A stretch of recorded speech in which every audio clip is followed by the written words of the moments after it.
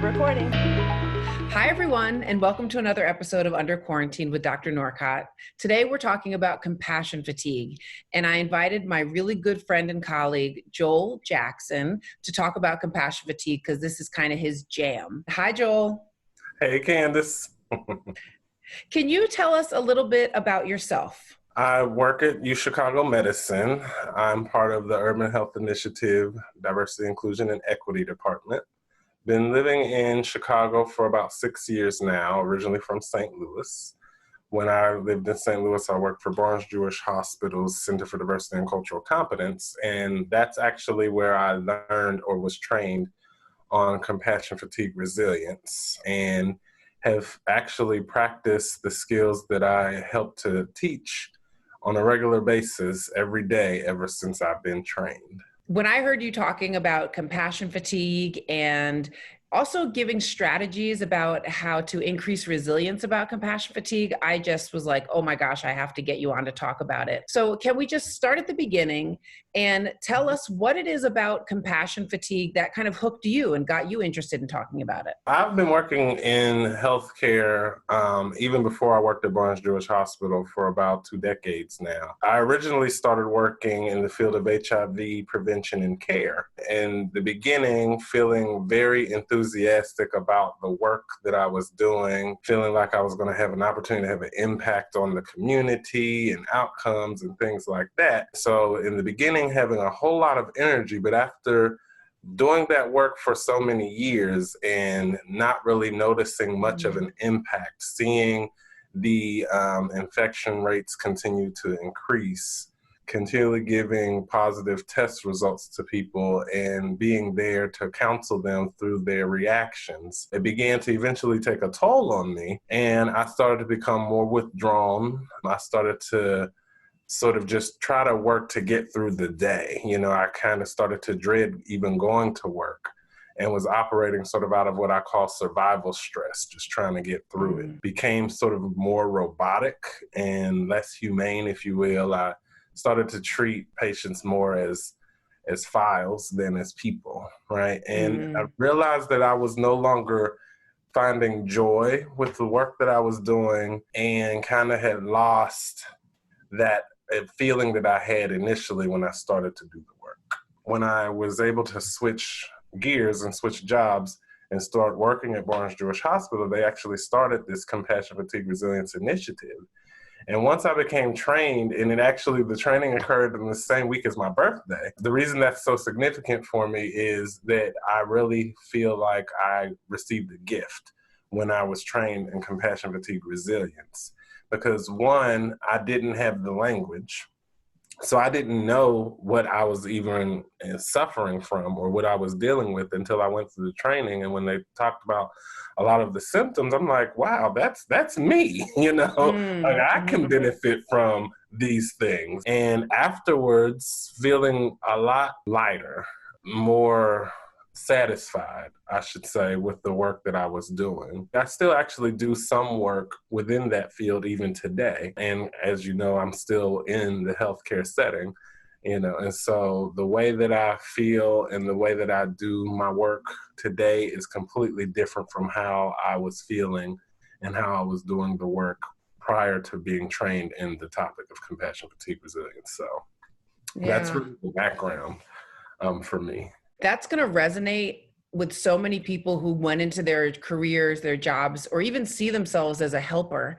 And I know for me as a therapist, being able to put a name to something that happens, right? To have a name for it versus having something that's kind of like bubbling or working behind the scenes without us knowing really what's happening it's really important.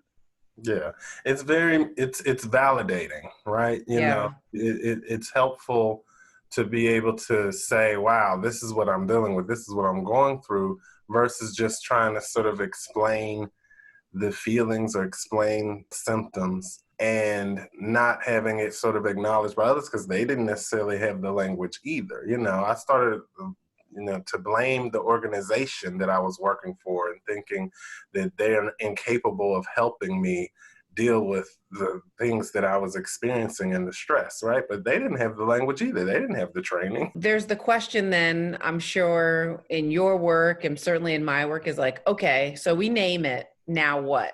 So my question for you is, once you can identify that this is happening for you or that this is happening to someone that you're working with, what are the steps or what are some strategies to increase resilience so you can fend off compassion fatigue? Well, the first thing that was helpful was recognizing that it was normal, and that many of us have these types of experiences or these symptoms at some point during our careers, not just in healthcare, but in other fields as well, right? Burnout is real, and we all can sort of sometimes experience what that feels like. First, acknowledging that it exists and then talking to others about it was very helpful, because I no longer felt isolated or alone. Because there can be a tendency to respond to the issue based on how others are presenting themselves outwardly. Oftentimes when we ask each other, how are you doing? And especially in a professional setting, people don't really want to hear, oh, I'm not doing too well, or I'm doing bad, or I'm stressed out, or things like that. So we tend to just give the answer that we think people want to hear. Oh, I'm doing fine. I'm doing well. Happy Monday, and like we're going to move forward in this whole sort of jolly way.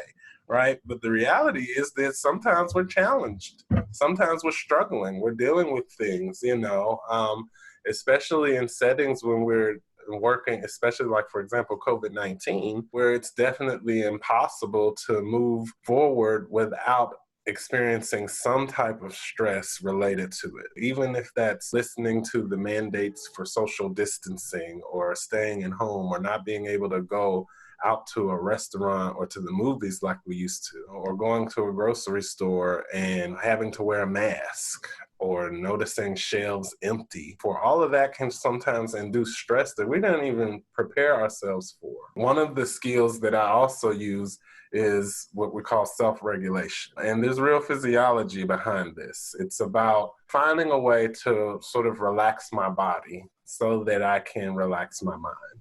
Because the strange thing about our bodies, physiologically speaking, my body doesn't know the difference between a real threat and a perceived threat.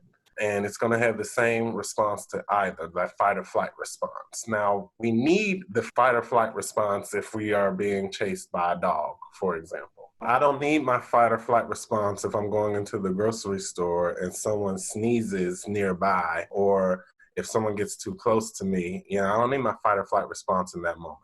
It may be better for me to just relax so that I can actually start to problem solve, or even think of consequences of my actions, or even tap into compassion. Because what if the person's sneezing because they have allergies, right? What if it has actually nothing to do with COVID-19? If I can keep in mind that social distancing and things like that, instead of being reactive when I'm in the environment, and be more proactive, that's what I mean when I say self-regulation. It's all about relaxing and breathing and calming ourselves internally so that we can use our minds and think better and think more clearly. When I've referenced you in this concept, relaxing the body to relax the mind. Our brains can be really powerful and send messages, and our unhelpful thinking styles can impact how we feel.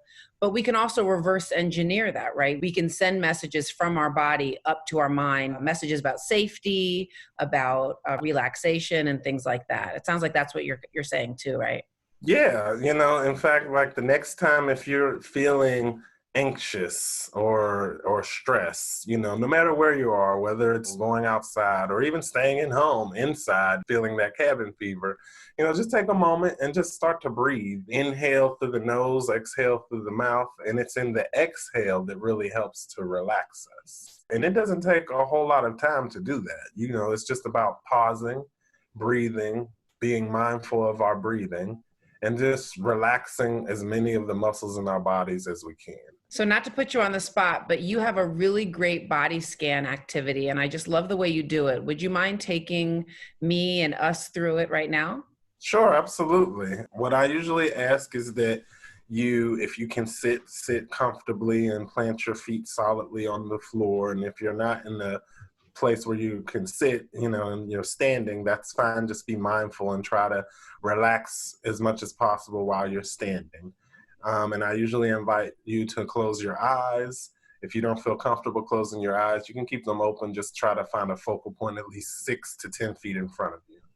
And then just do a quick body scan from head to toe. As you're doing this body scan, notice which muscles may have tension and just try to relax those muscles, starting with the head and relaxing all of the muscles on your forehead and your eyebrows down to your cheeks and your jaw, and allowing your tongue to rest snugly at the floor of your mouth instead of at the roof of the mouth.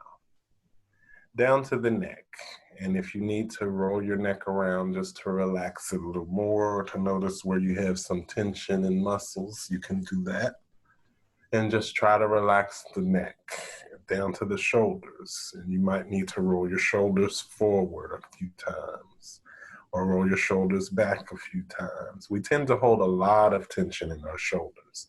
So just try your best to relax your shoulders as much as possible. Relaxing all of your muscles in your arms, maybe allowing your hands to sit on your lap, wiggling your fingers if you need to, or balling your fists and releasing just to relax those muscles. And then, of course, the rest of your body. So down the front of your body, your chest down to your belly. And if you're like me and you kind of hold your belly muscles in often, let them go. Just let them release and relax. Don't forget about your back, relax all the muscles in your back, down your spinal cord, all the way down to your pelvic floor.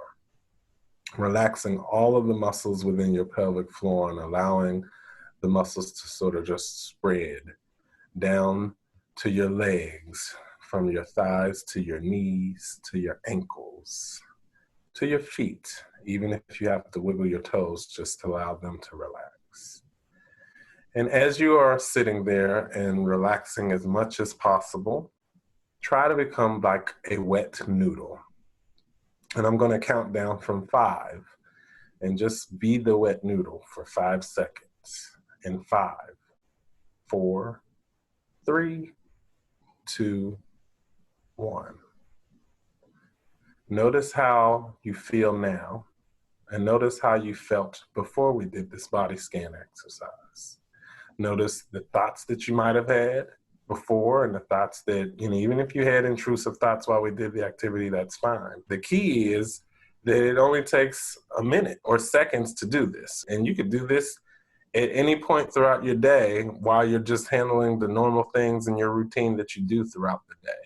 Or at any point where you notice you're starting to feel anxious or a little nervous tension in your stomach or those butterflies, you can do a quick body scan activity and relax and just become like a wet noodle. And that helps to self-regulate. The analogy that I often use is the analogy of driving a car. I already shared that I'm from St. Louis, right? And so if we were to drive a car from Chicago to St. Louis and gun the engine the whole way, then the car probably will break down on the side of the road or will be in need of some service from a mechanic by the time we make it into St. Louis. That's somewhat of what we're doing when we are gunning our bodies and operating out of this sort of survival stress or through our threat responses. We can be very reactive or even somewhat coercive versus transformative, right? And so doing self-regulation is like taking your foot off of the gas pedal of the car every so often. That allows the car to recalibrate so that it can function more effectively. And that's the same thing we have to do with our bodies. So we have to take care of our bodies, right? And I think that sometimes in professional settings, we accept that stress as just part of the job, that we have to build a tougher skin. It's just part of the status quo. Well, no, the reality is that we actually have to take better care of ourselves, and self-regulation helps to do that, physiologically speaking. And it's something, like I said, I do every day, many times throughout the day, probably doing it right now as you're interviewing me for this. And when you take your foot off the gas, you also can slow down and look at all the beautiful things that you're passing and notice all of the wonderful things that are in front of you on the side of the road and maybe even next to you in the car. I like that. I like that addition to the analogy. I'm going to use that. Feel free, feel free. One more thing that I wanted to talk with you about is what we're experiencing when we think about chronic stress or toxic stress is that it makes us really fearful, right? Like, so we kind of like collapse into ourselves. And I do a lot of work with trauma. And one of the most devastating things about trauma is that it makes us isolate and fearful of other people, when in fact, it's our connection with other people that's going to facilitate recovery, right? And it's going to help us along our way. And so when we think about COVID, being scared of other people, being scared of contracting the virus, this is like fertile ground for that. And I'm wondering how skills against compassion fatigue and for resilience, how they can help reconnect and really get us back to connecting with other people. Yeah, I think that the key is to think about how we can not only just take care of ourselves, but also take care of each other. During this time of what we're calling social distancing, it really is about physical distancing, right? But we still need to be social, and we just have to sometimes be creative or more creative about how we're going to socialize, whether that's having more opportunities to use Skype or FaceTime or, or methods like this where we can still see people that we care about, who care about us, that we have relationships with, and we can still support each other around these times, right? It's about accessing a network of support and creating a sort of a safety net for ourselves. We don't need like a whole lot of people to be part of our safety net. Just having 2 or 3 people is enough. Or even if it's just one other person that we can reach out to at times where we just need to talk or need someone to use them as a sounding board or even just to vent about the events or anything that's happening throughout the day. We tend to use our families a lot for that, and that's fine, but I think it's also helpful to reach out to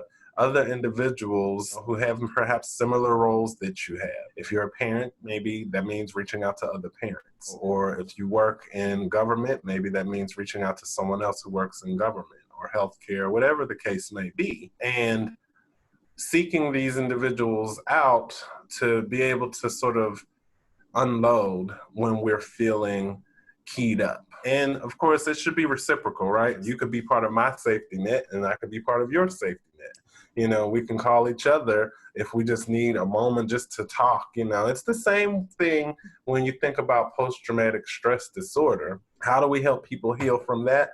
Give them opportunities to tell their story. And when we give each other opportunities to tell our stories, it's about listening, saying thank you when we listen to each other, and then try not to offer fixes, because the idea is that we're not broken, we're just full, and we need to sort of unload. I think that's key to being able to practice self-care and caring for others, is having a support system and support networks in place. I just wanted to say that again, because every time you say it, it's so powerful. We're not broken, we're just full. Mm-hmm. You're not broken, you're just full. Somebody needs to hear that. That's really wonderful. So thank you for sharing that.